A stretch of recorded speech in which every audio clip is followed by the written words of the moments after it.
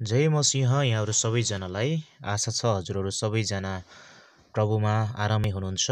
म आज फेरि हजुरहरूको बीचमा आउन पाउँदा धेरै खुसी भएको छु। आज म हजुरहरूको बीचमा यस भिडियोमा प्रार्थनाको बारेमा म बताउन गइराखेको छु।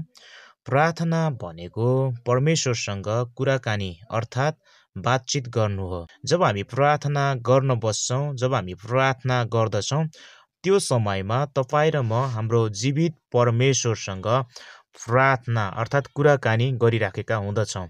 त्यही कारणले गर्दा हामी हाम्रो जीवनमा प्रार्थना गर्नु चाहिँ आवश्यकता छ।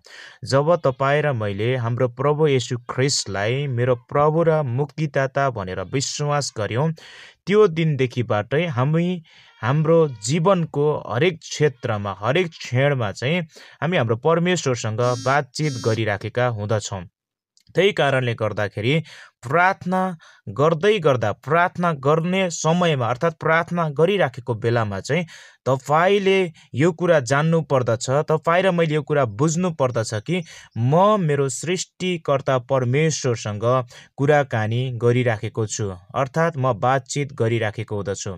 जब तपाईँ र म प्रार्थना गर्दछौँ अनि तपाईँ र म चाहिँ परमेश्वरको सम्बन्धमा बढ्दछौँ, तपाईँ र म चाहिँ परमेश्वरसँगको सम्बन्धमा चाहिँ नजिक हुँदछौँ। यहाँ पावलले पहिलो थेसलोनिकी 5:17 भन्नुहुन्छ, निरन्तर प्रार्थना गरिरह। भन्नुको मतलब उहाँले चाहिँ हामीहरूलाई के सिकाउनु भएको छ भने पावल प्रेरितले हामीहरू चाहिँ निरन्तर प्रार्थना गर्ने विश्वासीहरू हुनुपर्दछ। हाम्रो जीवनको हरेक क्षेत्रमा, हरेक क्षणमा चाहिँ हामी प्रार्थना गर्ने, परमेश्वरसँग कुराकानी गर्ने, परमेश्वरसँगको सम्बन्धमा आउने विश्वासीहरू चाहिँ हुनुपर्दछ। जसरी यो संसारमा एउटा प्राणीलाई अनि एकमुठी साहस फेर्नको निम्ति अक्सिजनको आवश्यकता पर्दछ र उसले अक्सिजन जब उसले पाउँछ, उसले सास प्रश्वास गर्न सक्दछ। त्यसै गरी नै एउटा विश्वासीलाई परमेश्वरसँगको सम्बन्धमा बढ्न, विश्वासको लेभलमा बढ्नको निम्ति र यो संसारमा भएको दुष्टाइहरूको विरुद्धमा अनि ऊ चाहिँ विजय हुनको निम्ति चाहिँ उसले प्रार्थना गरेको हुनुपर्दछ, अर्थात् उसको जीवन चाहिँ प्रार्थनाको जीवन हुनुपर्दछ। तपाईँ र म बाँच्नको निम्ति घाँस बास कपासको आवश्यकता पर्दछ, अर्थात् हामीलाई बेसिक निड्सको आवश्यकता पर्दछ।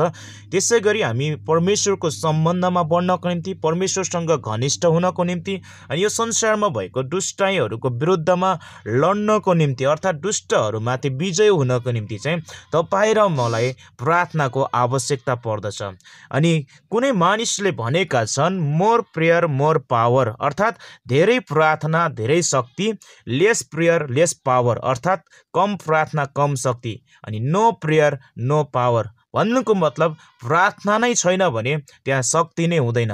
त्यही कारणले गर्दा हामी जति धेरै प्रार्थना गर्छौँ अनि त्यति धेरै शक्ति चाहिँ हामीले पाएको अनुभव गर्दछौँ। जब हामी प्रार्थनामा बस्छौँ, परमेश्वरबाटको प्रकाशहरू हामी पाइराखेका हुँदछौँ, परमेश्वरबाटको त्यो गाइडनेस हामीले पाइराखेका हुँदछौँ, परमेश्वरबाटको त्यो अभिषेक हामीले पाइराखेका हुँदछौँ। हामीले प्रेरितको पुस्तक 12:5 हामी हेर्छौँ भने त्यहाँनिर 12 अध्यायमै हामी हेर्छौँ भने त्यो सबै खण्डमा हामी हेर्छौँ भने जब पत्रुस भन्ने एकजना प्रभुका चेला हुन्छन्, ती व्यक्तिले प्रभुको गवाही दिँदै गर्दाखेरि जब पेन्तिकोसको दिन आयो, त्यस पछाडि उनी परमेश्वरको गवाही दिँदै गर्दा येशू ख्रिस्टको जन्म र मृत्युको बारेमा, उनले पुनरुत्थानको बारेमा घोषणा गर्दै गर्दाखेरि चाहिँ उनी झ्यालखानामा हालिएको कुराहरू हामी पाउँदछौँ।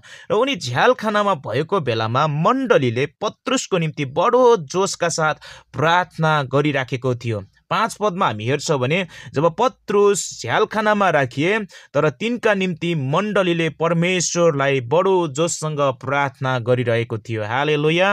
हामी यहाँनिर के पाउँछौँ भने पत्रुस झ्यालखानामा भएको बेलामा, उनी त्यो झ्यालखानामा थुनिएको बेलामा चाहिँ मण्डलीले उनको निम्ति बोझ उठाएर जोससँग प्रार्थना गरिराखेको थियो परमेश्वरलाई, ताकि उनी अर्थात् त्यो मण्डलीका अगुवा अर्थात् त्यो विश्वासीहरूलाई गाइड गर्ने अगुवा चाहिँ झ्यालखानाबाट बाहिर निस्कियाउन्। केही समय अगाडि तपाईँहरू मध्ये कतिजनालाई थाहा छ, हाम्रो बीचमा एकजना प्रभुको दास केशव आचार्य भन्ने पोखरा प्रशस्त कटेनीका पास्टर हुनुहुन्छ।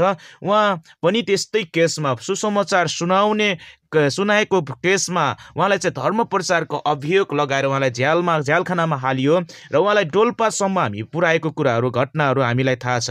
र त्यो समयमा हामी मण्डलीहरू मिलेर उहाँको निम्ति बडो जोससँग परमेश्वरलाई प्रार्थना गरिराखेका थियौँ र आज त्यसको उत्तर परमेश्वरले दिनुभयो र उहाँ अनि समयमै त्यो झ्यालखानाबाट बाहिर आउनुभयो। त्यसै गरी यहाँ पत्रुस झ्यालखानामा भएको बेलामा चाहिँ अनि उनको मण्डलीका विश्वासीहरूले मानिसहरूले बडो जोससँग परमेश्वरलाई प्रार्थना गरिराखेका थिए र त्यहाँ साङ्लाहरू समेत त्यहाँ चुटिएर साङ्लाहरू समेत फुस्किएर अनि उनलाई स्वर्गदूतले नै गाइड गरेर फेरि प्रार्थना गरेको घरसम्म अनि उनी चाहिँ त्यहाँबाट निस्केर गएको कुराहरू हामी पाउँदछौँ र परमेश्वरले उनको जीवनमा त्यो मण्डलीले गरेको प्रार्थनाको उत्तरद्वारा अनि त्यो पत्रुसलाई झ्यालखानाबाट निकालेर ल्याउनु भएको कुराहरू हामी पाउँदछौँ। त्यही कारणले गर्दा हामी विश्वासीहरूको जीवनमा प्रार्थना चाहिँ एकदमै महत्त्वपूर्ण अङ्ग हो। जब हामी प्रार्थना गर्छौँ हाम्रो परमेश्वरसँगको सम्बन्धमा हामी बढ्छौँ। जब हामी प्रार्थना गर्न बस्छौँ त्यति बेला हामीले चाहिँ परमेश्वरबाट एकदमै त्यो शान्ति भित्री प्रकारको त्यो अभिषेक त्यो भित्र हृदयमा चाहिँ परमेश्वरको त्यो छुवाई हामीले भएको महसुस गर्दछौँ।